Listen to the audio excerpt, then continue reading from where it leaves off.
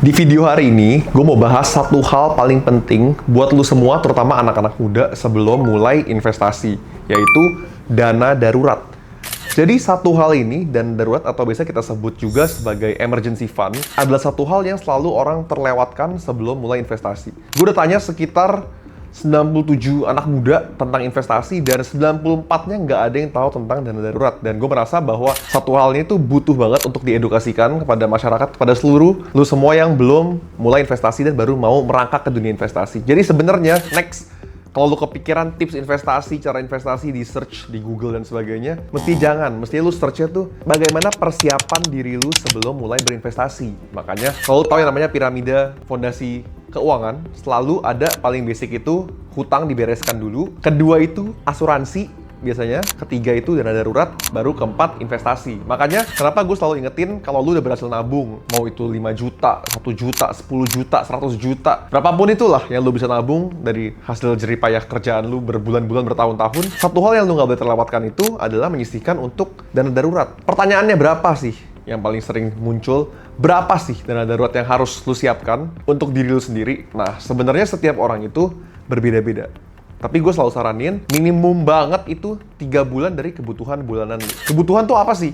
Kebutuhan bukan lu nonton bioskop atau ngafe ya. Kebutuhan itu adalah utamanya lu misalkan bayar kos-kosan, bayar bensin, bayar pulsa dan lain-lain tuh berapa sih sebulannya? Anggap deh kita bilang sebulannya butuh 1 juta. Nah, berarti minimum banget tuh lu punya 3 juta sebagai dana darurat lu. Tapi kalau mau lebih ideal lagi 6 bulan berarti 6 juta. Tapi kalau lu udah berkeluarga, udah menikah dan sebagainya, ideal tuh bisa sampai 12 bulan. Berarti kalau kebutuhannya 2 juta atau 1 juta, tinggal dikalikan 12. Lalu pertanyaan berikutnya yang paling sering muncul, kalau udah berhasil nabung dana darurat, taruhnya di mana sih? Nah, ini dia yang paling orang suka bingung. Biasa ditaruh di rekening bank aja, terus dia lupain. Karena kan darurat ini kan kita sistemnya kan panjang ya, kita nggak tahu nih, lu kapan daruratnya. Bisa jadi daruratnya 10 tahun lagi, 15 tahun lagi, kita nggak tahu kan. Makanya kalau gue saranin, masukin ke aset instrumen investasi yang returnnya stabil, kecil nggak apa-apa, tapi stabil dan gampang mudah dicairkan.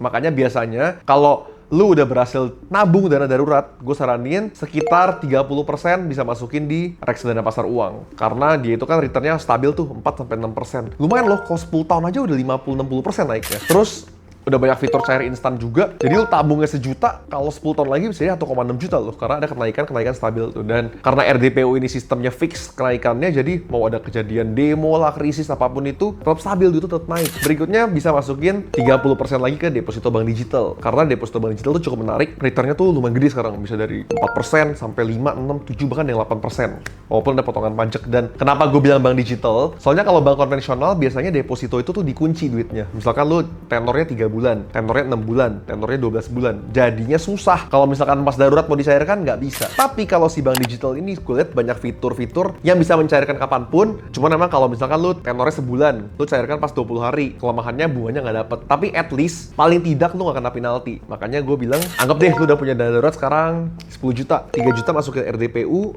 3 juta masukin ke deposito bank digital. Jadi kan 6 juta, sisa 4 juta. Nah, berikutnya sisain kemana lagi? Taruh emas kah? Taruh saham kah? Nggak boleh. Pokoknya kalau emergency fund, dana darurat nggak boleh taruh di emas saham. Karena seaman-amannya emas atau saham tetap fluktuatif kok. Emas memang deh kita bilang 10 tahun pasti naik. Tapi tetap, namanya emergency, kalau misalkan emergency-nya besok gimana? Kan nggak lucu. Emas lu beli sehari ini, besok turun 10% karena ada spread. Emas digital pun begitu. Makanya kalau misalkan ada sisa 40% lagi, 20%-nya lagi menurut gue bisa masukin di rekening bank biasa aja buat standby. Misalkan rekening bank konvensional nggak apa-apa lah, 2 juta.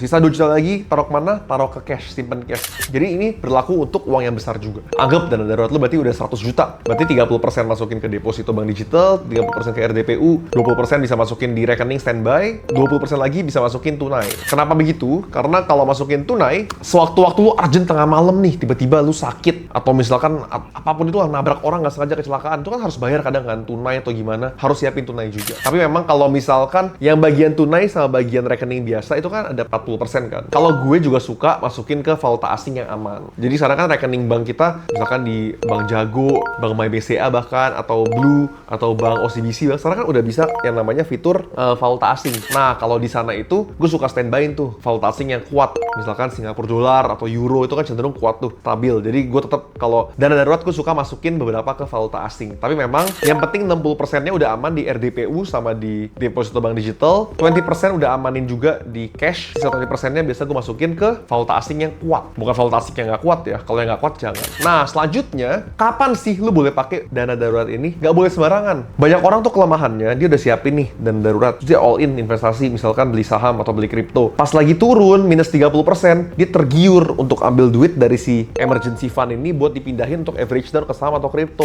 Itu kesalahan nomor satu paling mutlak. Karena kalau lu udah berani begitu, berarti lu udah pasti all in semua duit lu, dan sewaktu-waktu ini turun terus, lu harus ambil kerugian lu, harus make it dari floating loss jadi realized loss untuk dana darurat. Dana darurat tuh kapan aja sih pakainya? Pakainya kalau ada kecelakaan, kalau lu di PHK, bukan lu tiba-tiba kepengen beli tas duitnya kurang lu ambil dari sana, itu nggak boleh. Jadi lu tuh harus punya mindset yang aman banget. Dana darurat dipakai untuk kebutuhan yang emergency, mau itu sakit atau kecelakaan atau sebagainya, dan jangan pernah pakai duit dari sini untuk investasi yang spekulasi.